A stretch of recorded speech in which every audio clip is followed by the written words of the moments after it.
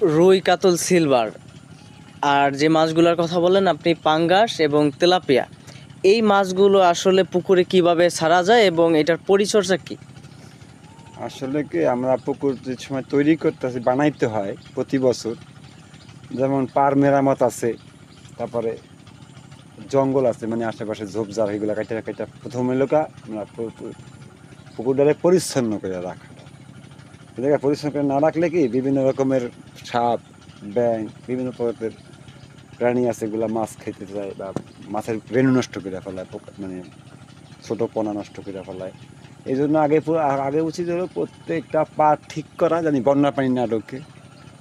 ঠিক আছে, পার ভেঙে গেলে সেই পার ঠিক করে মেরামত করা, আর তারপরে লোকা আগাছা দমন করা, চারপাশে ঝোপ জামল কেটে ফেলা, কেটে ফেটে তারপরে তারপরে লোকা পানি মানে নর্মাল এটা পানি দিয়া প্রথমে পুষ্কুনিটারে বিভিন্ন পদের মানে কীটনাশক দিয়া, যত যেমন রাক্ষসী মাছ আছে, আছে শোল মাছ আছে, টাকি মাছ আছে, তার বিভিন্ন পদের এই ফলি মাছ, বোয়াল মাছ, এই ধরনের মাছ যেগুলো রাক্ষসী মাছ, যেগুলো অন্য মাছ খাইয়া ফেলায়, ওই সব মাছগুলো নির্মূল করতে হবে।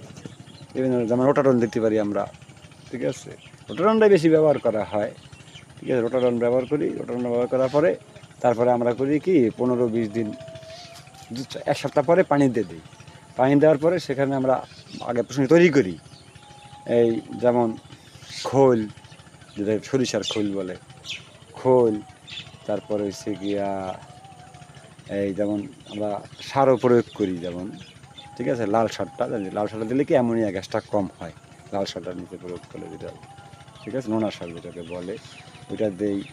তারপরে আমরা টিএসপিও, মানে যেটা টিএসপি দেই না সাধারণত, ড্যাব, ড্যাব যেটা পুষ্করিতে ড্যাব দেওয়া হয়, এই ড্যাব সার দেওয়া আগে পুষ্করিটা প্রস্তুত করি। প্রস্তুত করার পরে তার 15-20 দিন পরে আবার পানি দিই। পানি দেওয়ার পরে আমরা অল্প কিছু মাছের পোনা, যেগুলা মানে যেমন সিলভার কাপ, অল্প সময় ব্যতী মারা যায় এটা, কিন্তু যদি পানি ভালো না হয়, যদি পানিতে দূষণ থাকে তাহলে সে অল্পতেই মারা যাবে, আর যদি পানি দূষণ না থাকে তাহলে সে বাইসে গেল। তার মানে এটা প্রথম অল্প কিছু মাছ ছাড়ার পরে জানতে পারলাম যে মাছটা আসলে রয়েছে কিনা, দেখলাম যে না মাছ টিকে গেছে, তারপর আমরা ফাইনাল মাছ দেওয়ার ক্ষেত্রে কি, যেমন তেলাপিয়াতে আমরা মনোসেক্স কিনে আনি, মনোসেক্স তেলাপিয়া যেটাকে বলে, ওইটা আনি, ওইটা আমরা আনি একদম রেনু, মানে এতটুকু দামের মতো। ঠিক আছে, ভালোটা ছাড়াটাই বেটার তেলাপিয়া, ওইটা ছাড়তে পারলে কি, ভালো ছাড়লে কি আপনি 6 মাসে 1 কেজি মাছ করা সম্ভব। ঠিক, এটাকে আমরা পরিপূর্ণভাবে চাষ করতে পারি, এটাকে যেভাবে চাষের নিয়মটা হলো কি, তেলাপিয়া মাছটা হলো কি ছোটো মাছ, তো ওইটাতে বিভিন্ন পদের মানে সমস্যা আছে, যেমন ব্যাঙ আছে, তারপরে গুই সাপ আছে, সাপ আছে, এগুলো খেতে পারে। পানকৌড়ি আছে না, ওইটা হলো বেশি ক্ষতি করে।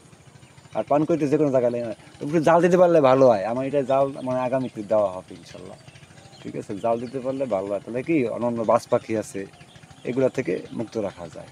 তার প্রথমে ওই মাছটা ছাড়ার পরে আমরা খাবার দিয়ে ফেলে নার্সারি দেই, খাবার দেই।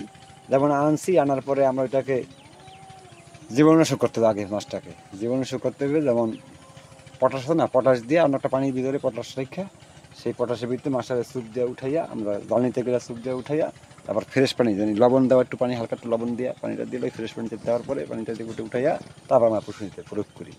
পুষ্করিতে প্রয়োগ করার পরে এই পুষ্করিতে ছাড়ার পরে তারপরে আমরা 1 দিন পরে খাবার দিই নার্সারি, 1 দিন পরে। অনেকে দেয় 2 দিন পরে দেওয়ার কথা বলে, কিন্তু আমরা 1 দিন পরে দিই। 1 দিন পরে খাবার দিই, এই আস্তে আস্তে 2 বেলা 3 বেলা, তখন 3 বেলাও দিই খাবার। 3 বেলা ডেলি 3 বেলা দেওয়া হয় ছোটো সময়। আস্তে আস্তে মাছ বড়, এই 2 বেলায় খাবার আনি আমরা। তাহলে সেটা মাছের গ্রোথের উপরে খাবারটা দিতে হয় বিভিন্নভাবে।